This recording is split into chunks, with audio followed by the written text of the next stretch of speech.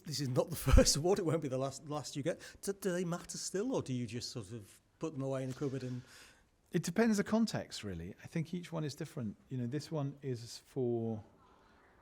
I think probably I remain suspicious of the kind of horse race of movie awards.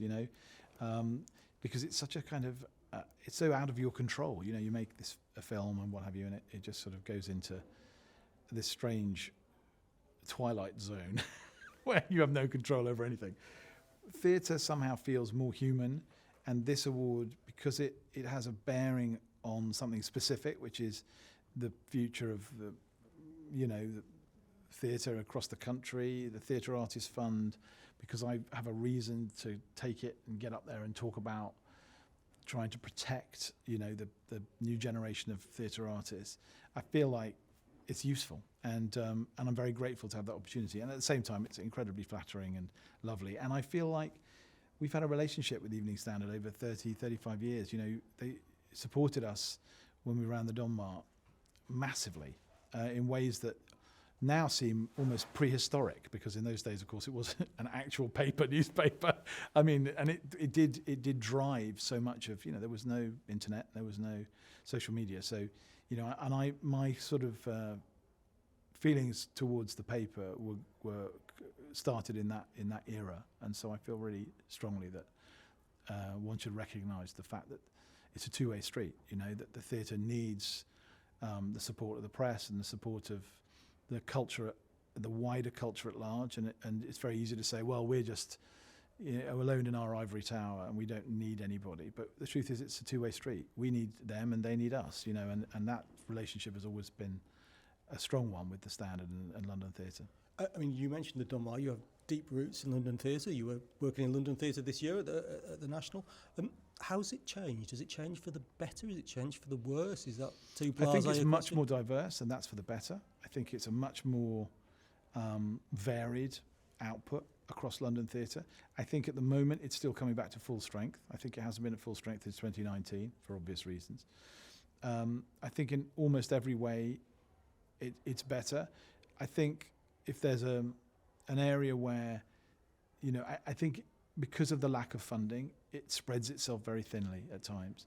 And I suppose if I have a minor crusade, it's that we shouldn't abandon the idea of centres of excellence, in order to spread the net widely. And I think it has suffered from underfunding and from lack of support from central government for the last decade. There's no question about that. And when you're living in a city where one of the major opera companies is shutting down, things are not entirely healthy. So, it's up to us to speak out about that and to fight for things that we believe are important. It's stronger in some ways, and in other ways, it still has a little way to go. You are the second person to mention E&O to me tonight. It's obviously it's on people's minds. Yeah. Also, a major institution going through change. What would you like to see at the National Theatre next year or the next couple of years? I mean, your name was suggested as one of the people who might take charge. Well, I can say categorically that I shan't be taking charge of the National Theatre, but I love the National Theatre. I will happily work there under any artistic director, and have done under 5 different artistic directors, weirdly. I would like to see it continue to be the best theatre in the world. I mean, I think it's just, it has to evolve, and it has to be another generation that takes it on. And I think I'm one of the reasons I wouldn't put myself in the running is I don't think it should be somebody of my generation. I think it needs a younger generation. It needs new and differing perspectives. But I will always be there to work at the National and to support it. And just lastly, we had Jack Thorne in here with his equally large trophy. Delighted, yes. And he said that it was your idea for that play, and that you'd sort of contacted him and said, "What do you think about this?" Yes. And what was it about the idea of those very different people in a rehearsal room that, in the middle of lockdown, you thought this could work as a... I know, it's a bit bizarre, isn't it, really? It's quite an obscure play on the surface, but under the surface, it's not obscure at all. And the reason it came to me during lockdown is that was the time when we were all worried we were never going to see theatre again. And to try to find a way to express what it was that I was missing. And what I was missing was being in a room in that creative space with all those people.